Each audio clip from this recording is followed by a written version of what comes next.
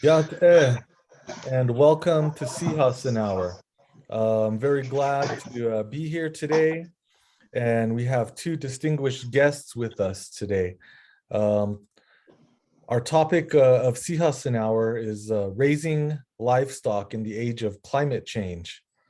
And today we have with us Delane Atcitty, who is the executive director of uh, the Indian Nations Conservation Alliance.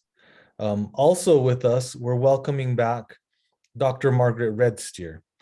And Dr. Margaret Redsteer is an assistant professor at the University of Washington. And Dr. Redsteer is going to talk about sand dune movement as an indicator of climate change and drought. And this topic is important to us as many of our tribal community members are livestock ranchers and farmers. Sometimes it goes hand in hand. When people are farmers, they're also ranchers. But we do have a lot of tribal members who own livestock and raise livestock as their livelihood. So we'd like to be able to explore this topic and provide some guidance and some suggestions and even some issues that we face with ranching. So I'm going to turn it over first to Delane. After Delane, we'll hear from Dr. Margaret Redsteer. But Delane, go ahead and start your presentation and you can introduce yourself, sir. All right, I'll go ahead and get into this screen share and get going. All right, from the beginning. All right, I assume everybody can see the slideshow. Okay, so the topic I'm going to discuss today is raising livestock in the age of climate change. And thanks again for the invite, Mr. Manus. And I look forward to presenting here today. A little bit about myself. My name is Delane Atcitty. I'm originally from Tuba City, Arizona, but I was raised in Kent, Arizona, and I was born in Shiprock, New Mexico. So kind of lived all through the northern Navajo area. Currently, we reside in Taos, New Mexico. My educational background is Tuba City High School warrior, graduate of undergrad in agribusiness from Oklahoma Panhandle State, and a Master's of Science from Texas A&M University, Kingsville, in the Ranch Management Agribusiness program under the King Ranch Institute. My work history consists of various ranches across the Southwest mostly and into Texas and Oklahoma area, and then finished in Kansas before returning home. Organizations that I work for, a few of them are the Nature Conservancy, King Ranch Incorporated, Bureau of Indian Affairs, Bureau of Land Management. I did some consulting work, some NRCS work under that.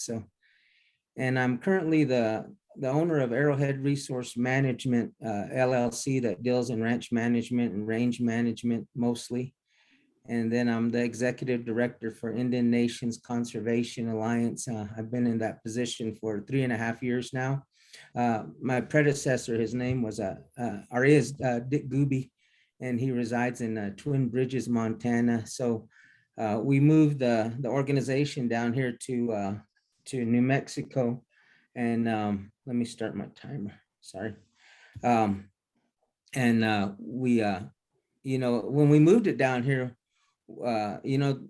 there's definitely a need to start to work with Mother Nature and to look into conservation. So that was one of our obstacles moving forward. I do sit on a board of directors on various organizations.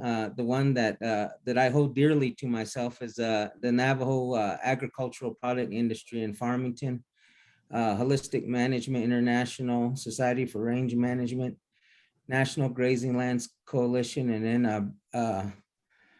another organization called Bridge AI. They're mostly tech people that want to do work in monitoring in rangelands and helping monitor throughout, the world. So that's kind of an interesting one. And then I also sit on a seeds committee in Washington, D.C. I just wanted to play a little bit of a clip of Tragedy of the Commons, and this is what we face with grazing any kind of livestock within our tribal nations. This is a model called the Tragedy of the Commons, which should be called the problem with open access since it has little to do with the commons, and tragedy is kind of dramatic.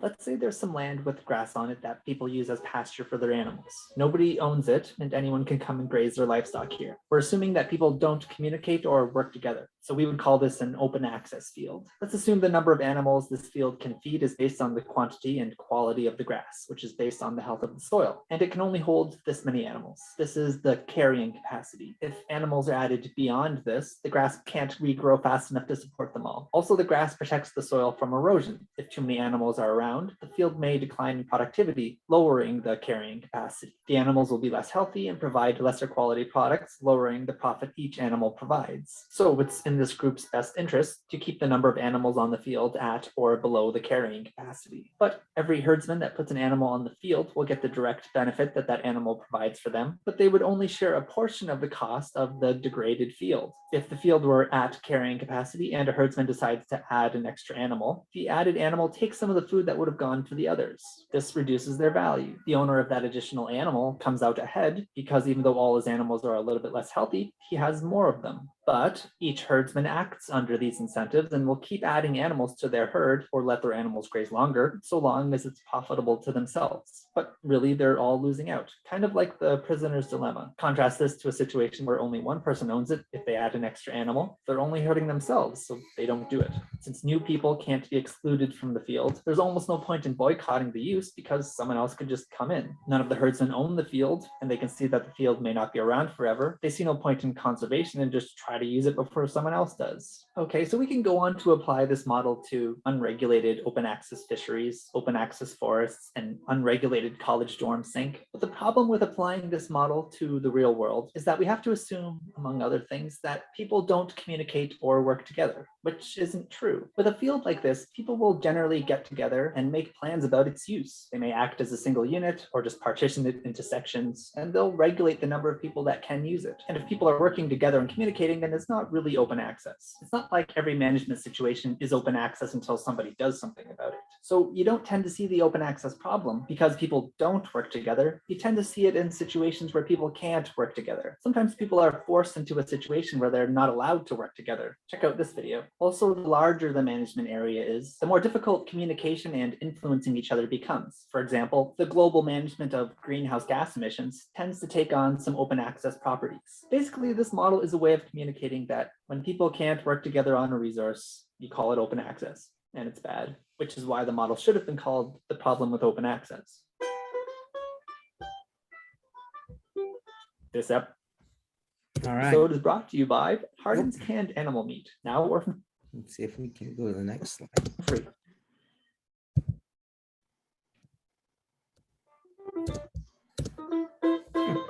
Guess we gotta let them sing first.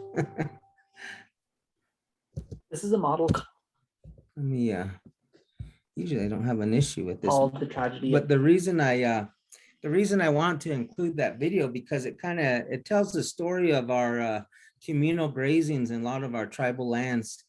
You know, we have a certain parameter to work within regarding our natural resources.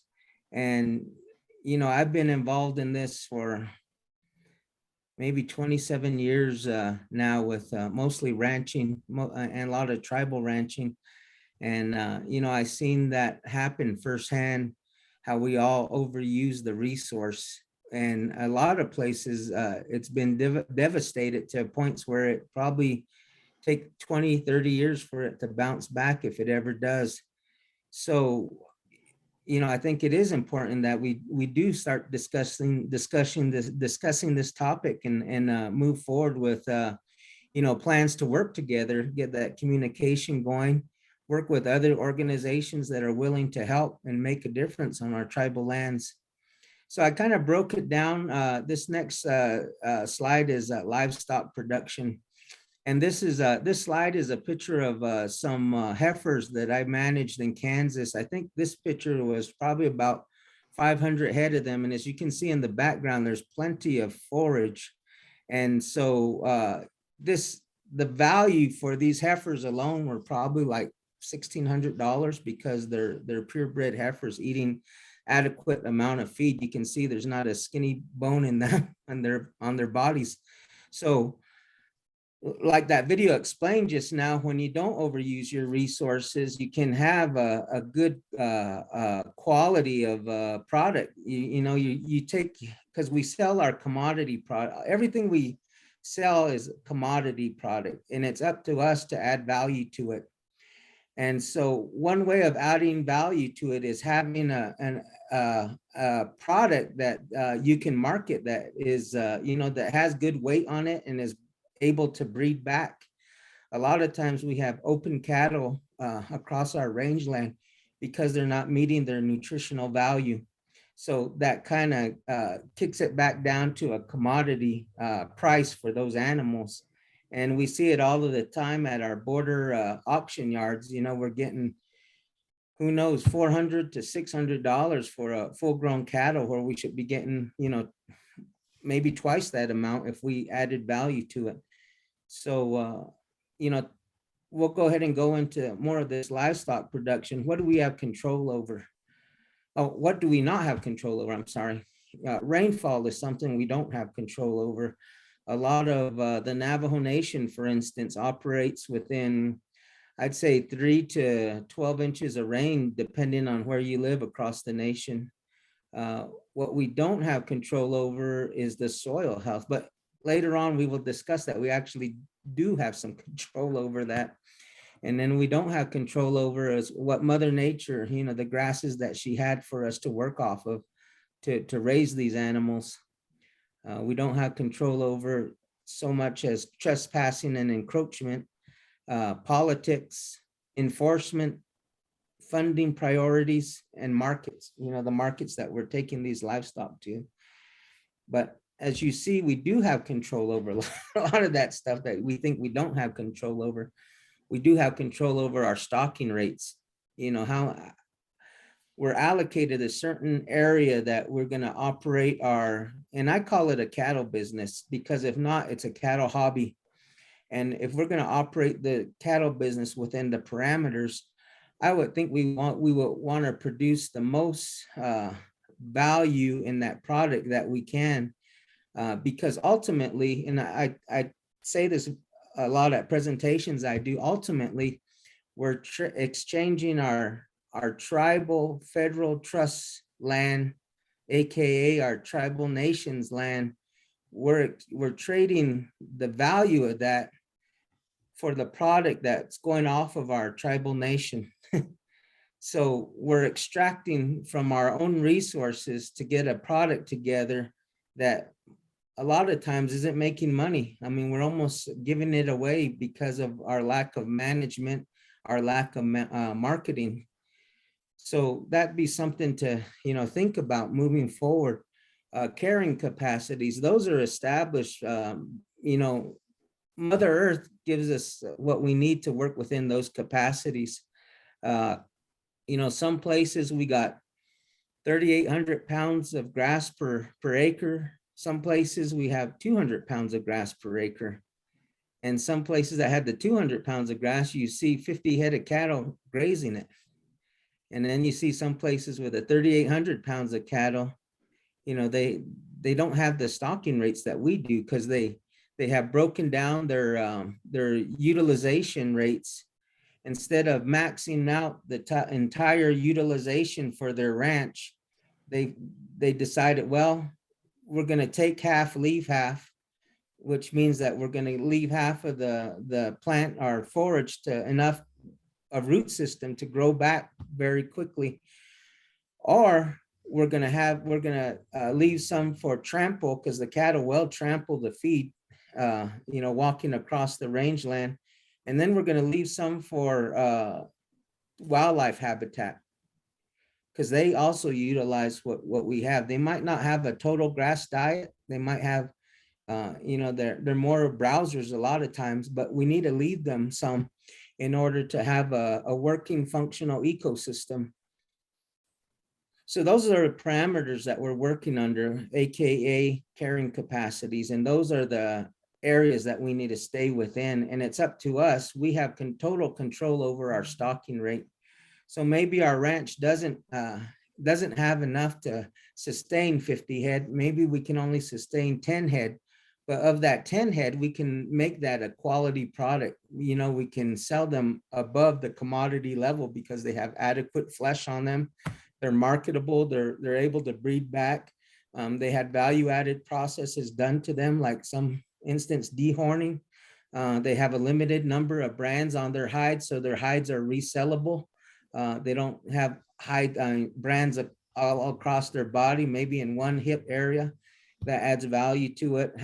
Following a protocol also adds to whoever you're going to market with. They might want a VAC 45 program, which that basically means that you give the cattle vaccinations before you sell them to them. And then you do a weaning of 45 days. And that also adds value. It decreases the stress on the calves going into the next step of production. And it also decreases the commingling issues, where the sicknesses that cause a lot of death in the stocker enterprises. We do have control over regenerative ag practices. We are able to do no-till farming, for example. We are able to fertilize areas using feces from the cattle. We can use their urine and feces to revegetate in the hoof action. The areas that they step and break up the hard crust that we see throughout our nation, the cattle can break that crust and help deposit some of that fertilizer naturally. And that's called regenerative ag practices. And in a way, this is not new to tribal producers. I heard stories of, I used to help a guy out that lived in Coppermine, Arizona through high school. And he talked about the time when his family used to summer graze in the higher mountains of Utah, and then summer graze where they're at in Coppermine. So that was a span of 80 miles. And they were multi-species grazing. And now we're just now catching on to that with some of these organizations. And here, we've been doing that for quite a while. But in a way, we kind of lost touch with that, because a lot of our herds and our livestock aren't herded anymore. They don't have somebody with them. There's nobody to move them in areas that have areas that have been overgrazed and move them to areas that probably need to be grazed. Other areas that we have control over is infrastructure. A lot of times, if you look at an aerial map on some of the ranches, there's no rotation. There's no, if they do feed hay, it's usually along the road where it's convenient for us. And a lot of those areas start to get degraded, and a lot of the water system areas get degraded. There's no kind of a best use concept of moving them as far as you can and graze that area and just rotate them around. And, we have control over that, but we still see a lot of our tribal ranchers lined up for hay every weekend, whether it be at Nappy, whether it be in Gallup, Kienta, wherever. A lot of those semis, they deplete their hay in a matter of less than an hour. So we're raising a new generation of ranchers that think it's okay to graze animals in a corral or in a fenced in area, instead of doing the rotational grazing that we practiced at one time. Instead of not buying hay and having a feed source that lasts through the winter, AKA hay banking, that we have a resource that we store throughout the growing season and we have access through the winter. We do have control over the genetics of our livestock. there are livestock out there that do grade better in areas that they're more prone to thrive in.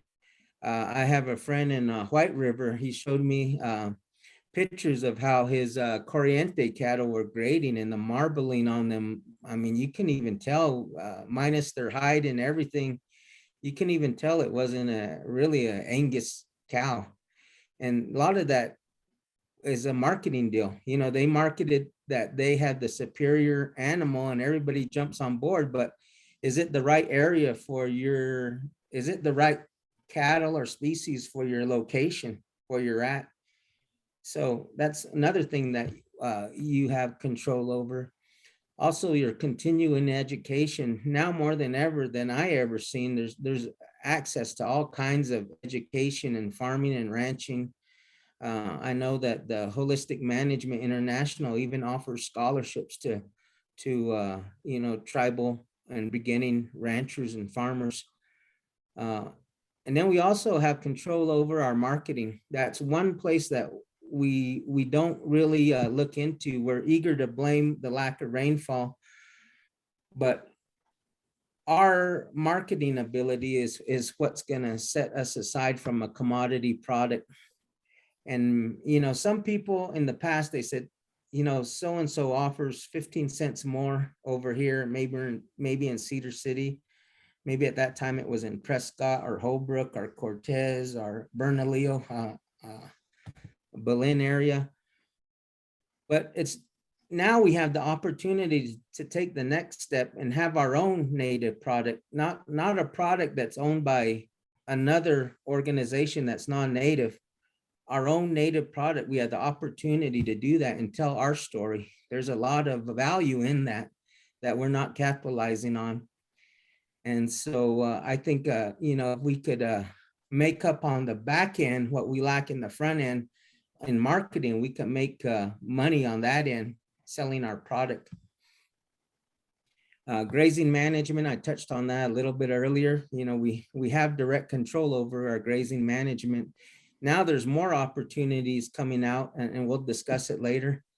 And then also just monitoring and taking ownership of our resource. You know, a lot of times we leave the monitoring up to the grazing official or the BIA, and we all know how that goes. And so maybe it's time we learn how to monitor our own rangeland and grassland so it doesn't become you know, a bigger issue later on, because you know, it seems like we're our own worst enemies sometimes. Overgrazing areas, and you know, everybody got a taste of it 2 or 3 days ago during Earth Day of all days. The Earth told us, this is my win and I'm going to show you it. And you know, we had huge clouds of dust everywhere. Everybody that I talked to that day throughout the Southwest, even up to Denver, it's just it was terrible. You know, we didn't have enough cover for our land. So this is where we talk a little bit about infrastructure and some of the opportunities out there. One opportunity that Inca's moving forward with Jemez Pueblo, and it's the first of its kind on a tribal nation, is using virtual fencing. So the Nature Conservancy partnered with us to get this done and get us this opportunity to work off of their grant. So you know, it'd be something to follow as we all move forward with our you know, our experience in grazing animals, how well this works. And if it's I think it's an answer to a lot of tribal issues, because you know, paying for $10,000 an acre for barbed wire fence nowadays is probably out of the question, you know. And do we have enough people that are going to be invested in the future to make that feasible? You know, some of the other watering abilities is mobile watering equipment and temporary watering stations in different areas. Yes, sometimes it's more work, but in the long run, it's probably best for the environment that you're working in. That way you disperse your grazing in a wider area instead of hitting the same places over and over. Excuse me. But these are a couple opportunities, and there's more coming down. I mean, drones, the use of drones and technologies going to be huge in agriculture. And what I'm seeing in agriculture in my lifetime is the decrease of interest of people wanting to take those kind of jobs and positions. I know at NAPI we run into turnover issues because of that reason. But we always hear youth tell us that there's no jobs at home. I can't make a living at home, so I'm going to have to move to Phoenix, Denver, Salt Lake. But there is jobs at home. If we make it, if we make it for ourselves and make jobs at home, there is jobs at home. This a lot of times as ranchers, we're as a little kid, you get that little ball and you have a square and you got a triangle and a circle, and you try to put in, you figure out how it works best. But as adults, sometimes we forget that. We're trying to put a square peg into a round hole where it never probably shouldn't have fit in the first place. So we're forcing it. And this is an example of a rangeland assessment I did in 2011. And, we were less than, I think, 300 pounds per acre in this area. So, and there was cattle here. There was a lot of cattle here. And so this kind of hits home, what we're discussing today. We're literally, and I use a windmill as an example sometime. We're literally investing in a $45,000 windmill without checking the amount of water underneath the ground. But it's our idea to put that windmill there because it looks pretty. It's going to stand out, make us feel good. But there's not a sufficient amount of water underneath. And if there is, it's maybe 800 feet deep. And we're like, we already spent 45,000 on the windmill. So you got to think about that moving forward with your livestock production, because ultimately it's taking money out of your pocket that you can use for alternative uses. I mean, going into the cost of production, some of the big ranches that I worked on, their unit cost of production per year for a cow was $387. And then when I talk with tribal ranchers and get some numbers from them, we're pushing $1,500 to $1,800 per cow. And then we sell the calves at $800. We're upside down $1,000. And depending on the size of your herd, that's a substantial amount of money. That's an investment in something else that could make you money. That's an investment in your kids' schooling. That's an investment in your household. Maybe it's a vacation that you need. And all that's, being fed to the animals because you feel the need to have, overstock and not manage. So just some things to think about. This is a herd that I managed in Southwest Kansas, and the rangeland, at least the soil was really similar to our Southwest Navajo area, Tuba City to Flagstaff. I mean, it was literally all this forage and everything was literally on sand dunes. The soil house wasn't the best, but through management, you're able to, and this herd goes all the way back to the very back of this picture, and you got to think outside the box, and a lot of times you can't even worry about what your neighbors think of what you're doing. Back in the day they said you can only run 300 head with one person, but this one, almost 800 head with one person, and all I'm pulling them with is a pellet truck with a siren. And so once we got the lead animals, the alpha animals in front and headed with me, the rest of them just followed along. So these big opportunities, marketing at an economy of scale, it is going to take us locally to form these associations and these co-ops to bring our 6 head of cattle, our 10 head of cattle, our 25 head of cattle together and start working together to make these marketing decisions. And then there's also grazing opportunities at NAPI, our own tribal resource. We have pivots available for tribal ranchers to graze under. But it's going to take a lot of cooperation with climate change putting more pressure on us. We need to start working together, even outside of our tribe, working with other tribes to make something bigger, marketable. I'll go ahead and skip this video. It talks about cattle production. I just talked to you. I just mentioned the cost of production. It pretty much sums it up for cows. And then this slide right here is what livestock do you want to market? You know, what are you exchanging that blade of grass that is so hard to grow? You know, maybe with 6 or 9 inches of rain, that blade of grass that just gets eaten, you know, sometimes it gets yanked out of the ground. And you know, how are we going to market that? You know, are we going to put it into our cattle at $1.60 a pound? Are we going to put it into sheep, our goats? You know, we see them at $250+ per head now. And so, and bison, they're $5.40 per pound on the hoof. You know, our marketing skills, we have, you know, all this is driven by the need for an income. You know, our supplemental money off of the resources we have. But are we doing the land justice by marketing feral horses? And that's what we're doing sometimes. We're getting 15 cents a pound for those feral horses. You know, is that the way to exchange, you know, our resources? So just some things to think about. You know, a lot of this is, you know, based on my experience and you know, seeing the needs over the years change. Especially now, we have to be more efficient with our natural resource usage. And I think ultimately that's the take home message on my part, is to be more efficient with our natural resources, our infrastructure, our knowledge. You know, we gotta be more efficient with everything, because climate change, you know, the trend is to get worse and worse.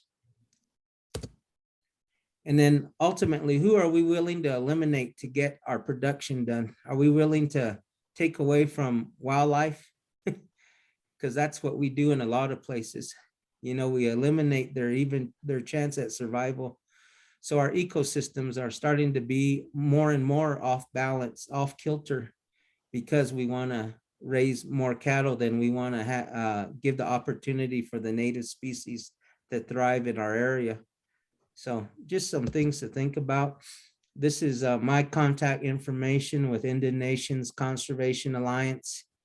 We also started the Indigenous Grazing Lands Coalition partnership with the National Grazing Lands Coalition. So these are some ways to contact us or follow us. And then this is Arrowhead Resource Management. We're pushing for a native beef product in the future, owned by all of our tribal nations. Thank you.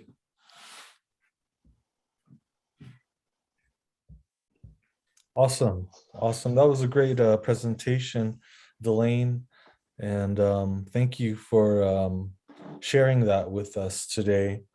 I was very interested to hear about carrying capacity and how that affects erosion, and how you know, we should be keeping our animals at or below carrying capacity, and also how that affects the product, having a good product when you're not overutilizing your resources, how it tends to affect the beef or the livestock that we're growing. And also just kind of looking at what you were talking about, how I think maybe in the past we were able to utilize rotational grazing, as opposed to maybe currently, where you're saying also that some of our ranchers are using more of a corral type of a ranching and hay banking, and how that also probably affects our livestock as well. So this is a very interesting discussion and presentation. We're going to have questions, and we'll get to those questions at the end of the hour here, or more towards the end of the hour. So I'm going to go ahead and again introduce Dr. Margaret Redsteer, and Dr. Redsteer, you can go ahead and start your presentation. Thank you. And it was great to hear Delane's discussion. And I think he mentioned a lot of things that I think are really important to think about. When you think about rangelands, and so what I do that's sort of related to rangelands is I look at the land and the land that supports grasslands, and have done a lot of work in northeastern Arizona. But my mom is from a ranching family in northern Wyoming as well. And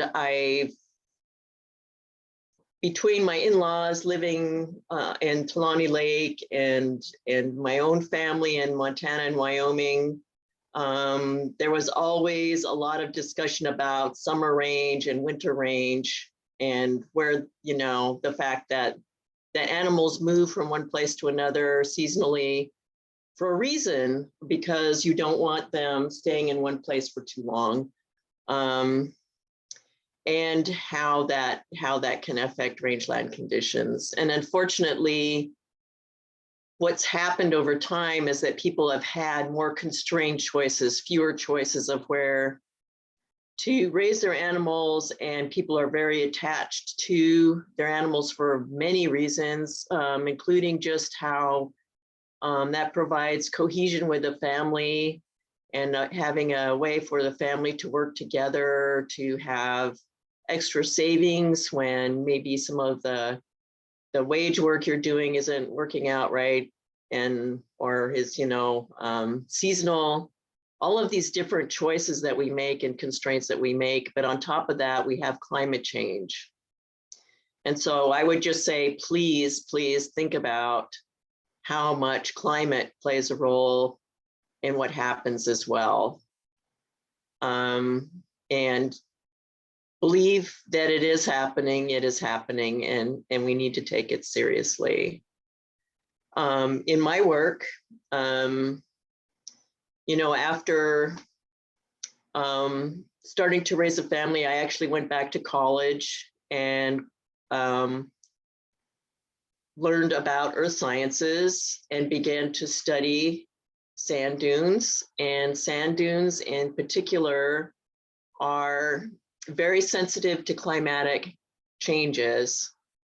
And so there are areas where they look just like grasslands, and other areas where you can see the sand moving and you know that they are actually sand dunes. And that's because sand is very good at holding moisture on the surface and supporting shallowly rooted plants like grasses.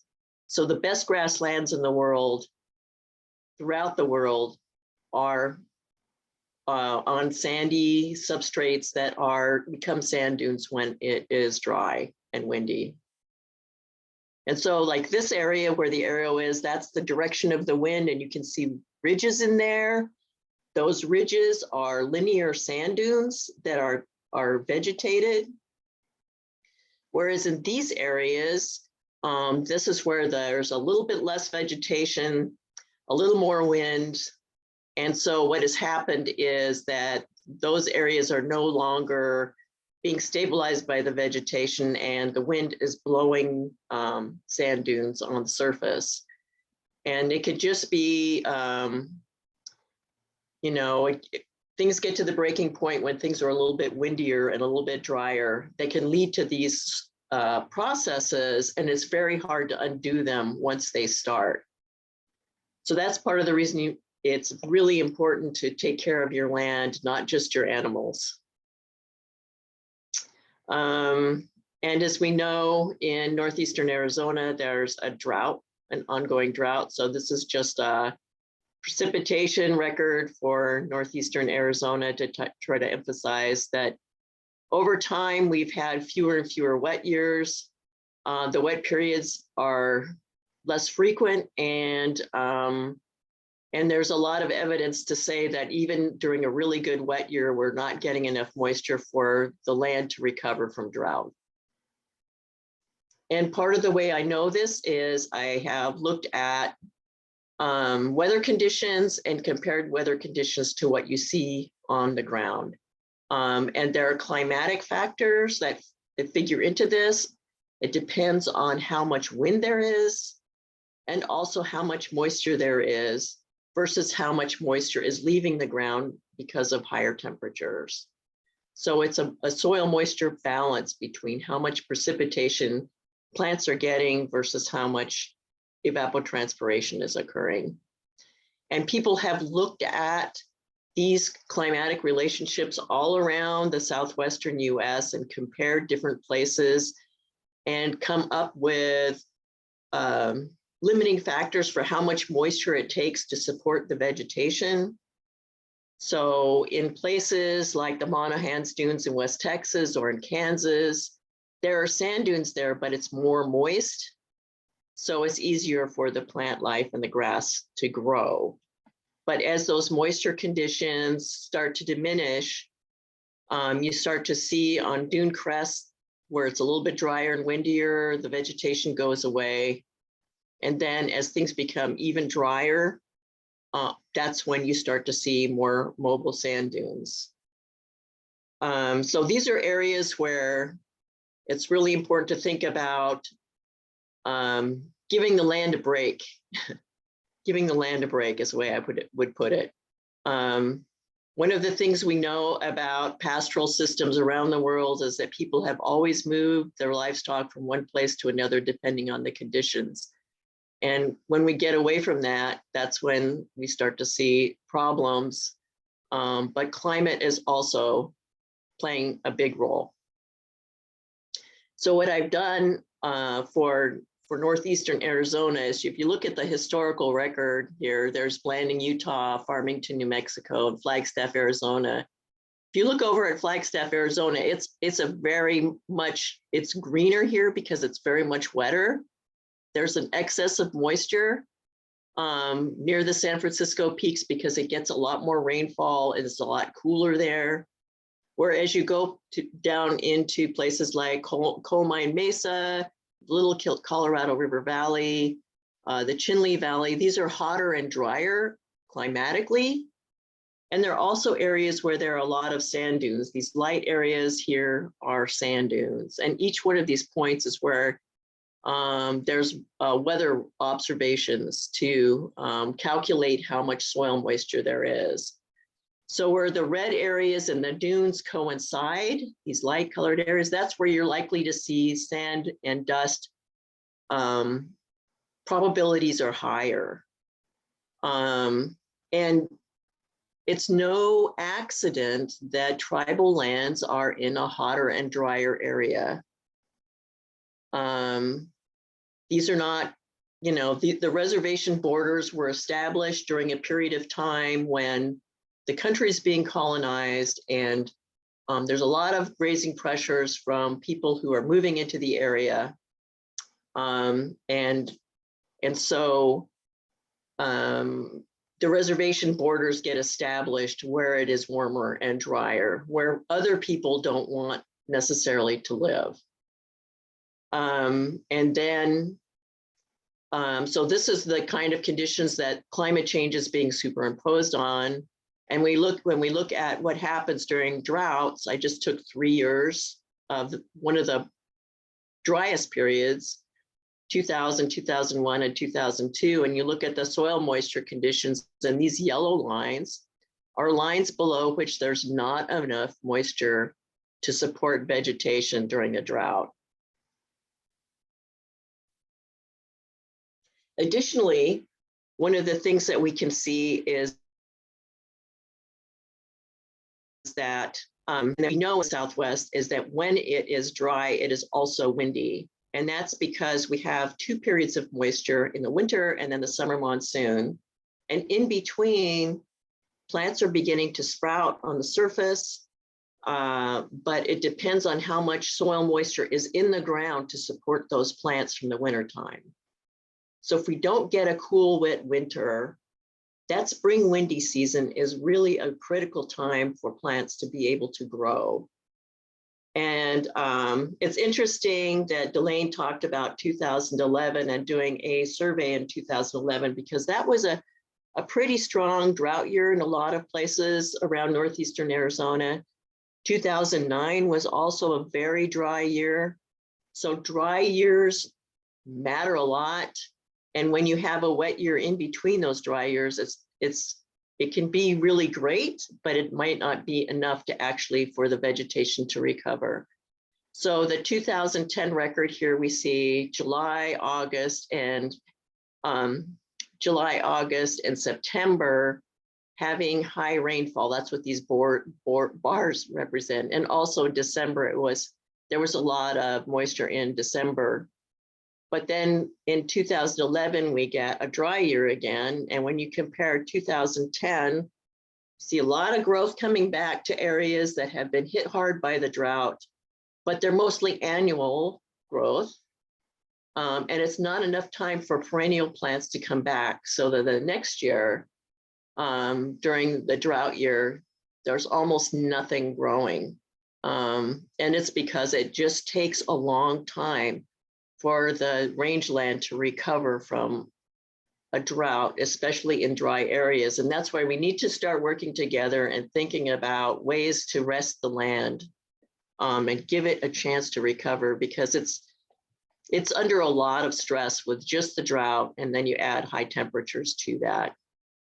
And if you aren't able to do that, different types of vegetation don't provide the same kinds of protection from wind erosion. It can be really hard to get the grasses to come back.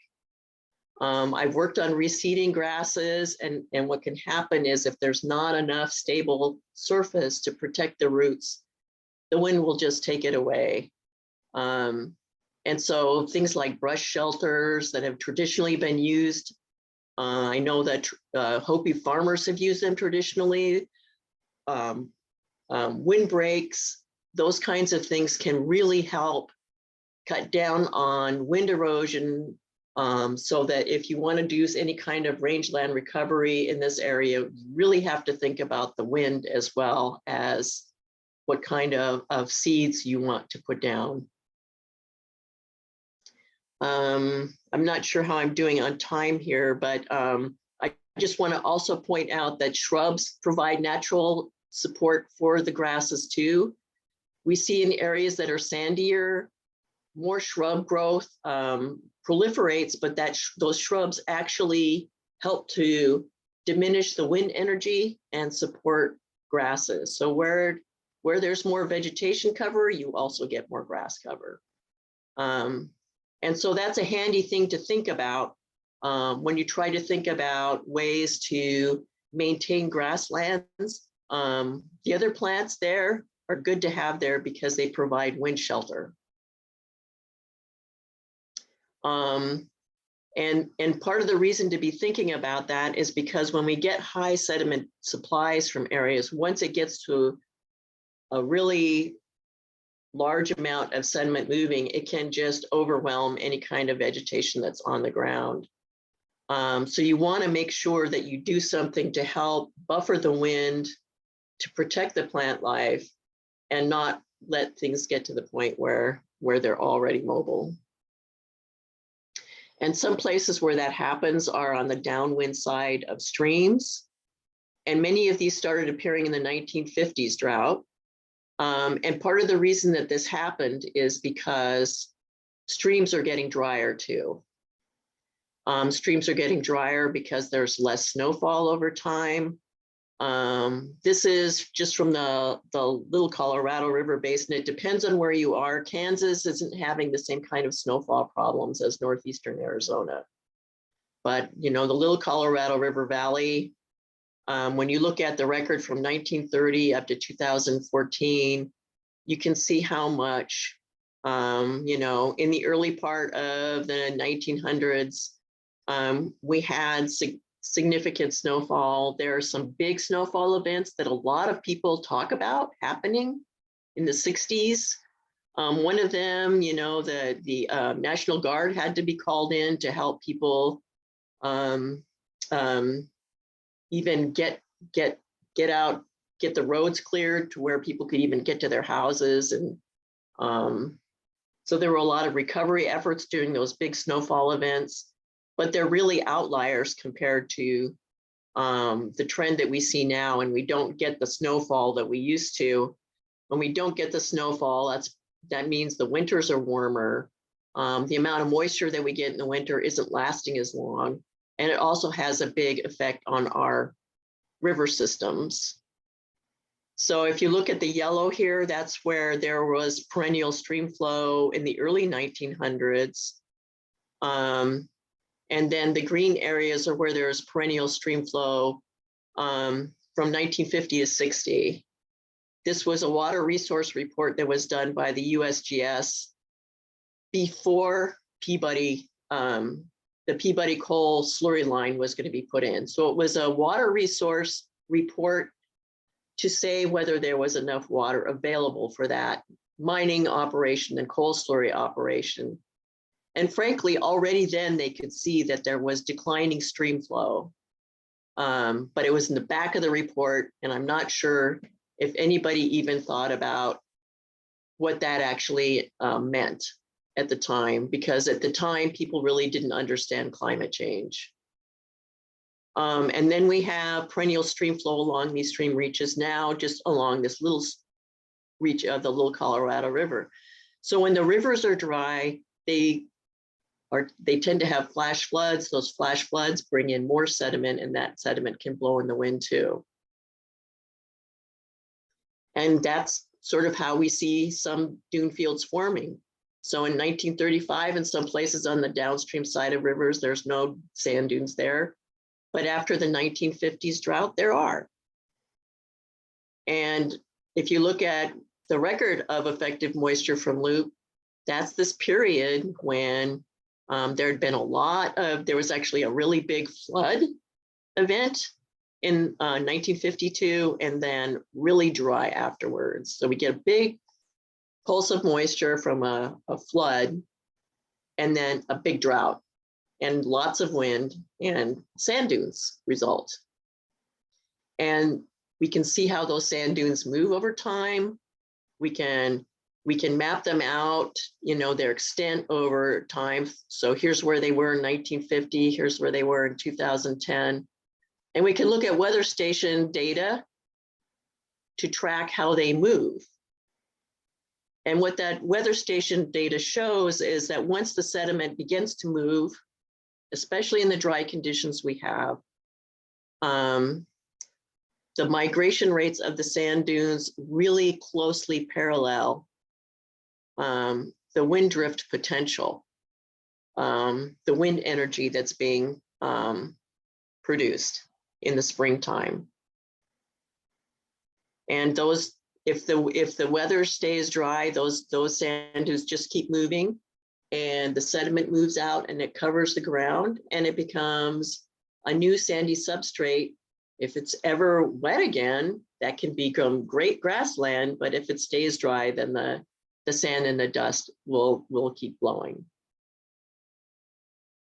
So the warming temperatures have had a lot to do with increased dune activity. And to me, it just speaks to the fact that we have to take care of our land. We have to do things to help mitigate this process so that it doesn't get out of hand. So it's something to take seriously. Sand dunes are wonderful grasslands when it's wet, but they need care. There are times, moist conditions, when we could be doing conservation projects, but we have to keep in mind that those conservation projects should also think about wind energy and be very strategic in the way that they are implemented. And the paleo record shows that during droughts and during dry periods in the past, before there was ever any grazing, we have these periods where prolonged dune activity occurs. It happened during the period of Anasazi abandonment. It happened 50,000 years ago. It happened 90,000 years ago. During really serious periods of prolonged aridity in the Earth's climate. So one of the things that might be important to do is to think about how we can get more weather station information. There have been climate change adaptation proposals in Montana that would do that. But I think this information also needs to be available to the public so that they know when it's dry, so they understand how dry the conditions are on their land, because I think it really helps to have that first-hand information. A lot of times we don't get all the information we need to get an informed decision. And you know how social media is. A lot of things out there can mislead people. And so it's good for them to actually see the data for themselves. And unfortunately, in Indian country right now, we don't have enough weather station data to help us plan, to help us evaluate what kind of rangeland conditions, how we see the rangeland. Like 2011 was a very big drought year. It's good to have that context for the low grass during 2011 as part of the reason why it might be a good time to think about letting the land rest. So that's what I have. I hope I didn't go too long, and be happy to hear any discussion. That was great. Thank you, Dr. Redsteer. Very insightful in terms of weather conditions and how they affect our sand dune mobility, what's happening with sand dune mobility, and how you've been able to look at research that has trapped sand dune mobility in regards to droughts and times of less precipitation. I also think that it is valid that we start to think about giving the land a break in a certain sense, and how we're able to maybe get grasses to come back, and looking at traditional methods like brush shelters. We did have quite a few questions and comments for this presentation, and so I'm going to go through just a few. I know we are coming up on the hour here, but here's one, and I don't know if either of you have any insight into this, but maybe you do. How are people able to access grant money for fencing, or do you know of any resources that people can use to access fencing or reused resources for fencing? And are you guys able to share any encouraging thoughts about fencing in areas to sustain native plant life, not necessarily for grazing, but kind of just a couple of questions about fencing? Maybe we'll have Delane go first, and Margaret after. You know, there is an opportunity to work with NRCS out of the state you're in, or even at a national level, to do some cost share on fencing. So that opportunity is out there. Other than that, I don't know of any grants specifically for fencing. This virtual fencing there's a grant that we're working off of for that, but the Nature Conservancy is the lead on that. I don't know exactly how they got a hold of that funding. So, but they're yeah, if they want to contact me with my contact information, I can probably look into it some more for fencing. Hey, Delane, yeah, if you could put your contact in our chat here, I'll copy and paste it into the comment section. Margaret, did you have any insights on that? No, but I know people effectively use exclosures to help bring back areas that are more highly impacted. Mm-hmm. And that might be useful in some places, but I would suggest also putting in some sort of brush shelter or wind shelter. It can't be a solid barrier because solid barriers will just, what essentially happens is it creates an eddy in the wind where sand can collect, and then you end up with a bigger sand issue. So you can't really stop the wind from blowing, but you have to slow it down. So I think a lot of the more culturally appropriate ways of using windbreaks are really important because they're based on people living on the land and understanding what works best. I think the virtual fencing thing is really cool. I like the idea of mobilizing the watering points as well, because we do see a lot of impacts around watering points. And of course, the livestock aren't really going to be interested in moving if all their food and water is in one place. So they stay and they impact one area a lot when there's not a movement of watering points. And that actually affects water quality. So it's great to have, I mean, I think those are really cool ideas, and, you know, hopefully there'll be resources for them. I do know that the BIA has a climate change adaptation program as well. And maybe some of these things could be thought about for adaptation planning. Because the program I was talking about for weather stations in Montana, that was a climate change adaptation proposal to the BIA to put in weather stations. Another possible answer to that question is that my is a conservation easement. You know, we're just now starting to look into that as tribal nations, and it should be available for a tool for us to use in our toolkit too, because the non-native ranchers, you know, they use that often, you know, and so you could put areas in an easement and decide whether to graze it or not graze it, and then you get payments to do those kind of management decisions. So those are things that we're looking into specifically with NRCS. Thanks. We have quite a few comments, but another question I thought that I would just pull from our comment section is one of our viewers said, our sand dune areas are seeing a species change from warm season to cool season species.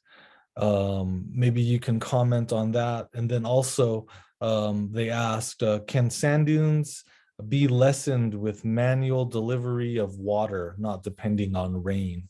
Do you have any response to that, Dr. Redsteer? Yeah, one of the interesting things about sand dunes is they're also seed banks. So as they move along, different parts of the sand can have different seed populations in them. Some sand dunes have over 250 different species of plants in them. So if a sand dune has moved a little bit, some of the seeds that could be close to the surface and germinate might be different species. That's the only reason I could think of the species changing like that, is they could have been, you know, in the substrate, they can stay there for many years before they germinate. So that might be one explanation for that. You know, one of the things that I think would be useful is to actually think about some of the things that people in sub-Saharan Africa have done to help mitigate the drought, by looking at some of the areas of really hardened soil where they just like dig little potholes so that you can get more infiltration into the ground. I don't know how people feel about gray water systems on the Navajo Nation and what kind, or Hopi, and what kind of water restrictions there are. But if we could reuse the water that we use for showering and for washing our dishes to just provide a little bit of moisture for the vegetation around our homes, I think that would really help cut down on the sand and dust. And sand and dust really does have an effect on our health. So, you know, maybe some tweaking to the water code so that we can use gray water around our homes might really help. Awesome. Thank you. We are at the top of the hour. I really appreciate both of your time. And I know that you probably have other things scheduled today. So I'm going to go ahead and just close out the hour. But before we go, just I'd like to give both of you at least one last chance to provide some final words, maybe on each other's presentations, on a final word on what we discussed today, and then we will go ahead and wrap up. But I'll let Delane go first and then Margaret. So go ahead, Delane. I'd just like to say that, I really got a lot out of Dr. Redsteer's presentation. And, if you can't deny the proof, it's right there, right in front of us. I mean, even NASA has photos of dust storms from Gallup all the way to Farmington that's being deposited on mountains up in Colorado, which is start making the snowpack melt that much quicker. So right now where we're at, we're already at 41% left of our snowpack, and we're not even into the hot months yet. So this is something that we all need to work on as tribal nations, as a Navajo Nation, all of our organizations. We got enough educated people and people with experience and shareholders that have livestock throughout our nation that we need to put our heads together and start talking about this because it's going to affect us. And if we can get it started now than later, of it being more severe, we kind of headed off now. So, at Nappy, like I said, we're offering custom grazing where people can bring their cattle to Nappy and leave them there for a few months to relieve some of that grazing pressure on their homeland. So that's one thing that we're trying to do to lessen that the blunt of the force that's coming. It's not if, it's when. Thank you. Great. Dr. Redsteer. I really got a lot out of Delane's presentation too. I thought it was really wonderful. And I especially liked the way you talked about the fact that an unregulated commons is a problem, but it's not a problem if people work together. I think that's a really important message, that we need to really work together and care about one another and care about our land and come up with ways that we can take care of the land and take care of each other and take care of our livestock in more productive ways. So I'm really excited about what you're doing, and I would just love to talk to people at Inca more. It's been a while since I left northeastern Arizona for Washington. Well, that's great. Hopefully, go ahead. I was going to say, hopefully you guys can connect.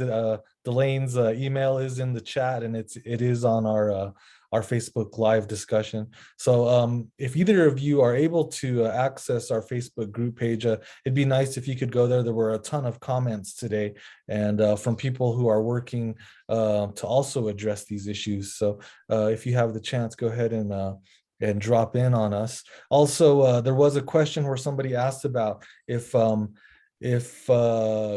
Nappy, if farmers or ranchers were able to have their livestock graze the unfarmed areas in Nappy, and Delane just answered that. So that seems like that's a great opportunity for people to look into if they have livestock that they're wanting to graze over there. So great discussion, guys. Thank you, and I really appreciate it. Just want to give a final word to let everybody know that if you were able to join the discussion and you have more comments, please just post them in the chat. We also have Delane's email address there, and I believe that Margaret left hers last time when we were in our last discussion that she joined, but I'll go ahead and post it there as well too. But other than that, we want you guys all to have a great day and join us again. So thank you, and Hagone. Oh,